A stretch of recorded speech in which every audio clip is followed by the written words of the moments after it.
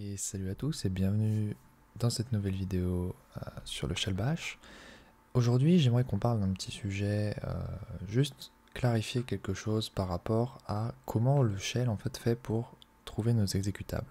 Parce que c'est quelque chose qui finalement peut paraître un peu magique, mais quand je tape la commande ls dans mon shell, bah ça liste mes fichiers, mais finalement cet exécutable qui permet donc d'effectuer ces opérations, où est-ce qu'il est?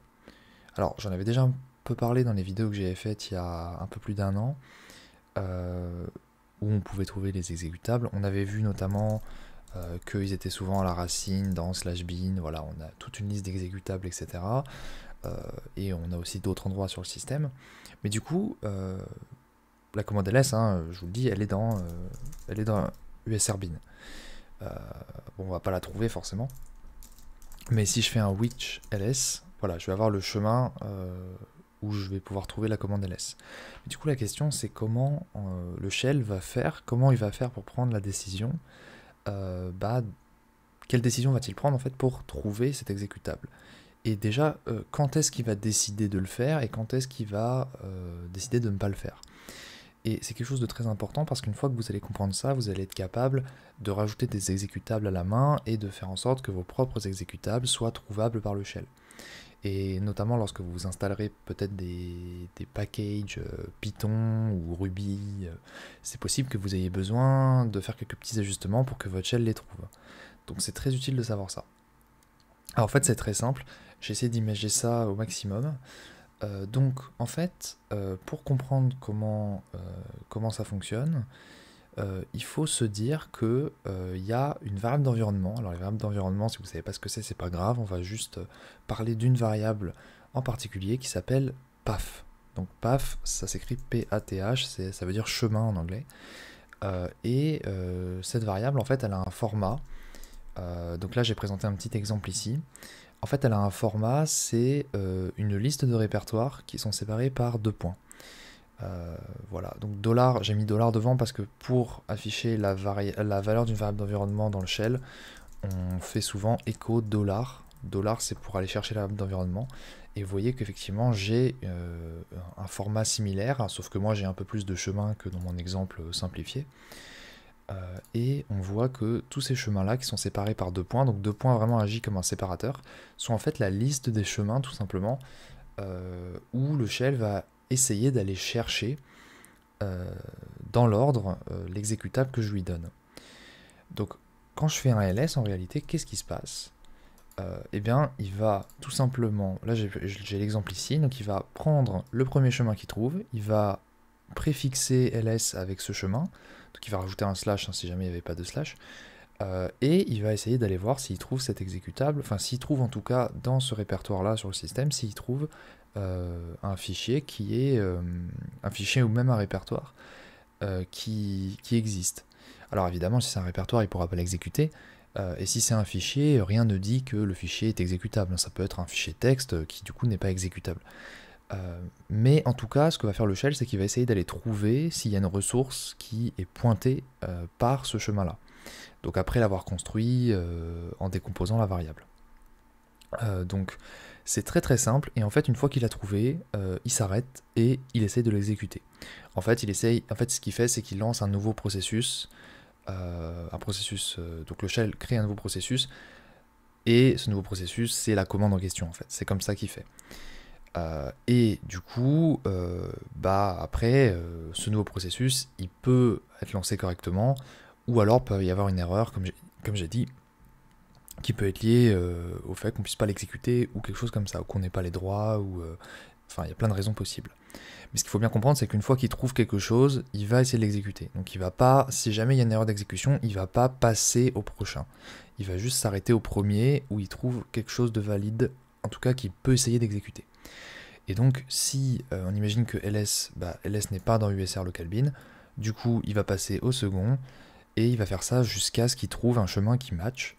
Et si jamais il n'en trouve pas, eh ben, il renverra la fameuse erreur qu'on avait déjà pu observer, command not found. Alors bon, selon les distributions, vous avez un command not found un peu différent. Là, je suis sur une VM Ubuntu. Je sais que sur Ubuntu, on a cette petite aide qui nous permet de nous dire ah tiens, la commande elle est disponible dans tel package. Ça doit être une option, ça c'est désactivable. Mais sur pas mal de shells, enfin sur pas mal de configurations par défaut, vous n'aurez pas ça. Mais peu importe, en tout cas, vous avez un command not found, une erreur, parce qu'effectivement, là, il a essayé tous les chemins et il les a pas trouvés. Donc voilà, c'est tout simplement la démarche du shell. Alors, pour vraiment l'illustrer, alors c'est pas aussi simple que ça, il y a une petite subtilité que je vais amener justement. Alors, j'ai créé ce petit... alors là, c'est un petit programme, je l'ai fait en C, j'aurais pu le faire avec un langage de plus haut niveau, mais bien évidemment, vous n'avez pas besoin de comprendre le C, mais simplement, c'est basiquement, en fait, il fait exactement ce que je viens de décrire. C'est-à-dire qu'il va diviser avec cet appel à strtalk, en fait, il va diviser la variable d'environnement en fonction du caractère de point, et pour chaque répertoire qu'il va trouver, il va exécuter cette fonction qui, tout simplement, construit le chemin et essaye de regarder, avec stat ici, si jamais ça existe ou ça n'existe pas. Voilà. Et en fait, je l'ai fait pour vous montrer un peu, pour vous le décomposer. Si j'exécute pas fraise avec un ls, vous voyez que voilà, il va tester ce premier chemin, usr local sbin ls, il va pas le trouver, ensuite après il va tester usr local bin ls, usr sbin ls, usr bin ls, et là finalement il va le trouver. Et on voit quand on print paf que ça, c'est bien corrélé à l'ordre que l'on a dans la variable d'environnement. Donc l'ordre fait quand même sens parce qu'il faut bien se réaliser que si jamais vous avez ls par exemple dans deux répertoires qui sont indiqués par le chemin, il n'utilisera que celui qui est listé en premier. On peut se dire que c'est un peu bizarre et que ça n'arrivera pas, mais en réalité ça peut très vite arriver si jamais il y a un problème de package management et que pour une raison X ou Y, vous avez un package qui était installé dans tel répertoire qui ensuite après se retrouve installé dans un autre. Ça peut parfois arriver, je sais que ça m'est déjà arrivé avec des versions de Java différentes. Ça peut arriver si vous installez parfois aussi à la main des exécutables. Donc typiquement, c'est intéressant, c'est que si jamais vous installez à la main des exécutables, ce qui peut arriver, et ben, si vous voulez qu'ils soient reconnus par le shell, vous allez devoir les mettre dans un des répertoires qui est listé par la variable path, ou alors vous pouvez changer la variable path. On va voir comment on peut le faire aussi, mais ça c'est plus spécifique aux variables d'environnement, on en reparlera plus en détail. Mais du coup, voilà, je voulais illustrer ça, à savoir que le shell prend cette décision d'aller essayer de chercher l'exécutable avec la variable path uniquement si on n'utilise pas de chemin précis, c'est-à-dire si on n'utilise pas de chemin absolu ou de chemin relatif. Ce que je veux dire par là, c'est qu'imaginez que moi j'essaye de faire un USR local bin et je sais pas, un exécutable qui n'existe pas. Voilà, il va pas chercher pour moi. Ce que j'essaie de dire, c'est que si je fais un USR local bin, USR bin ls, voilà, là il va exécuter le ls que j'ai pointé directement avec un chemin absolu, mais il va pas y avoir de mécanisme où il va aller chercher avec le path. Ça n'arrive que lorsque vous exécutez une commande sans rien devant, c'est-à-dire, ce n'est pas un chemin relatif, ce n'est pas un chemin absolu, c'est juste un nom de commande comme ça. Et on peut prendre l'exemple, là, hein, comme je l'ai montré tout à l'heure, là j'ai un exécutable dans mon répertoire courant qui est pas fraise, donc que j'ai généré par rapport, c'est le fichier C que j'ai compilé, ce pas fraise, en fait, je peux l'exécuter en faisant / pas fraise, mais si je fais juste pas fraise, en réalité, le shell il va essayer d'aller chercher ce pas fraise dans mes répertoires qui sont indiqués par la variable path. Et là, effectivement, ça ne fonctionnera pas, puisque tout simplement, comme on l'a vu, pas fraise existe dans mon répertoire courant, sauf que ce répertoire courant, il n'est pas dans la variable path, donc il ne va pas le trouver. Donc, on peut parler du coup de comment en fait on peut faire pour changer la variable path. Alors, on utilise une commande qui s'appelle export. Encore une fois, je ne vais pas donner de détails sur comment la commande export fonctionne, on fera une vidéo spéciale sur les variables d'environnement. On va exporter la variable path, et là c'est là qu'il va falloir faire attention, c'est que on veut pas, en général, quand on rajoute un élément au chemin, on veut pas perdre tous les autres chemins qu'on avait déjà, puisque sinon on risque de plus pouvoir exécuter nos commandes Si vous changez le path ou que vous supprimez la variable, bah, vous pourrez plus dans votre instance courante de votre shell, vous pourrez plus exécuter ls, vous pourrez plus, enfin il les trouvera plus du coup, vous serez obligé de donner le chemin absolu. Donc c'est un peu dommage. Donc vous pouvez référer à la variable path telle qu'elle est actuellement. Donc là ça va remettre les valeurs que vous avez déjà. Et là on va rajouter un chemin. Et on peut imaginer qu'on veut rajouter le chemin home, orel, bin. Alors on va le créer ce chemin. Donc là si je fais un echo path, vous voyez que j'ai bien rajouté home, orel, bin pour mon path dans ma session shell courante. Donc là, si je crée... Donc là, si j'essaie toujours de faire path_res, ça marche pas. Il trouve toujours pas, c'est normal parce que j'ai pas le fichier bin, puisque le chemin c'était home_orel bin. Donc là j'ai créé un fichier bin. Si je mets path_res à l'intérieur, et voilà, le shell automatiquement est capable d'aller chercher dans le répertoire et de le trouver. Et d'ailleurs, de manière assez ironique, si je fais path_res et que je cherche path_res, vous voyez qu'il va tester tous les répertoires et il va aller chercher path_res dans home, orel, bin, path_res. Vous voyez, donc c'est un exemple assez parlant de comment ça fonctionne.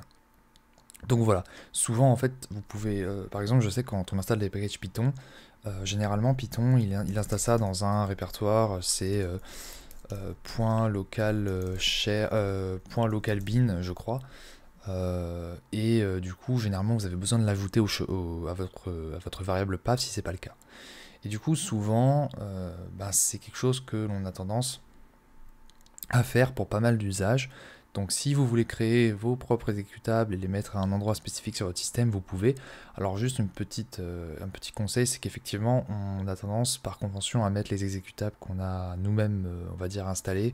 On les met dans des endroits un peu particuliers. Donc si vous n'avez pas les droits administrateurs, vous les mettez dans local bin, enfin .local bin, enfin pour local/bin, comme j'ai montré pour Python. Ou si vous avez les droits administrateurs, en général, on essaye de les mettre dans usr local bin. Tout ce qui est usr bin, usrs bin qui pointent souvent vers le même chemin, ça on essaye de les garder pour les binaires qui sont installés par les package managers ou ce genre de choses. C'est juste une convention, on essaye de la garder parce que généralement ça permet d'avoir un système qui est organisé. Voilà. Dernière chose dont je voulais parler, qui va nous permettre d'introduire un autre sujet aussi, dont on parlera plus en détail plus tard, c'est le sujet de certaines commandes, dont une que l'on vient d'exécuter, qui n'existent pas sur le système, mais qui pourtant donc, on peut les exécuter, mais comment ça se fait? Alors déjà, de quelle commande je parle? Je parle de la commande export, déjà. Alors il y en a plusieurs, il n'y a pas que export. La commande export, elle permet d'exporter une variable d'environnement dans le shell, on parlera de ce que fait l'export en détail plus tard. Mais si j'essaye de faire un path_res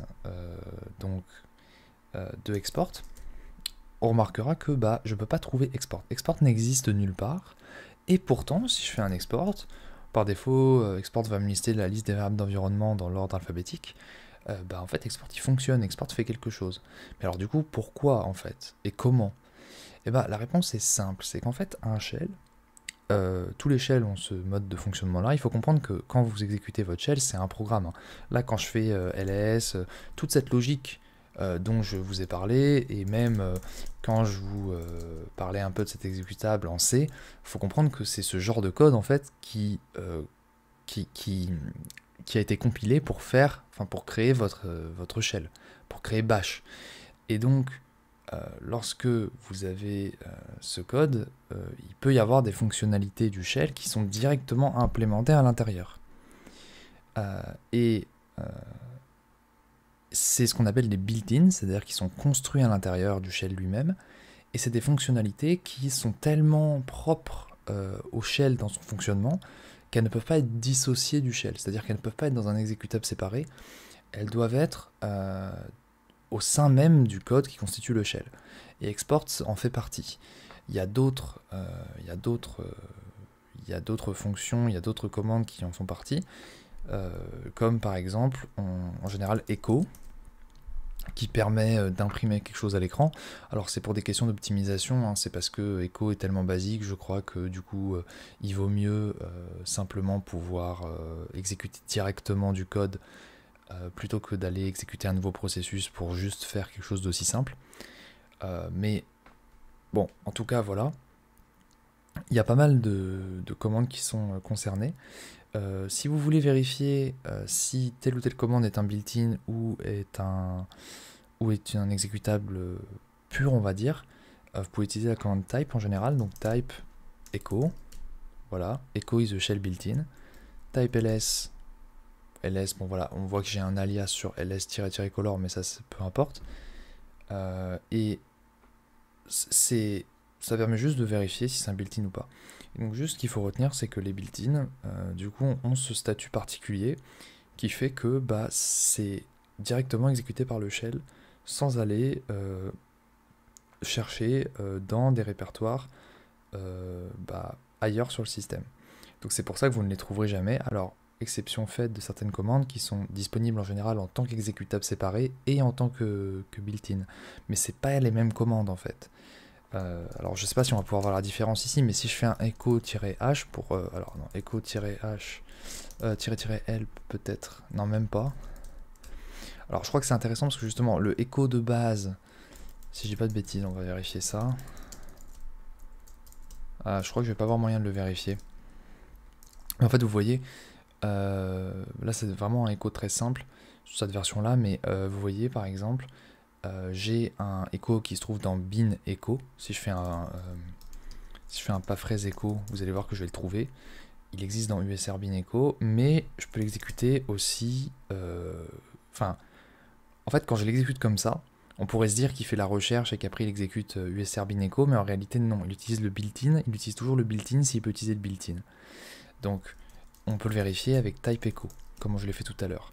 Mais du coup, voilà, généralement, ça arrive que pour des utilitaires très simples, mais qui peuvent quand même être dissociés, il y ait les deux. Donc, que vous ne soyez pas confus. Donc voilà.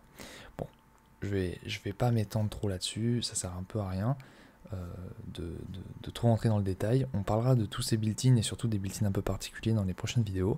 Je voulais juste du coup parler de ce sujet rapidement pour que vous puissiez comprendre et vous-même faire des ajustements sur votre variable path si jamais vous en avez besoin. Juste un petit commentaire, c'est que si vous voulez que vos changements de la variable path ils soient tout simplement conservés, vous pouvez faire un export dans votre bashrc, donc qui est un fichier particulier. Et vous pouvez donc appliquer vos changements ici. Par exemple, je peux faire home.local bin. En général, c'est typiquement comme ça qu'on le fait. Et lorsque vous allez lancer votre shell, ce fichier bashrc, il exécutera les commandes qui sont à l'intérieur. Et donc, l'export se fera. Et c'est généralement comme ça en fait qu'on met à jour de manière permanente, on va dire, le chemin que le shell va utiliser. Voilà, donc voilà pour cette vidéo. J'espère que ça vous aura aidé à comprendre un peu comment les choses fonctionnent, on va dire, derrière. Et surtout à pouvoir mettre vos exécutables là où vous avez envie.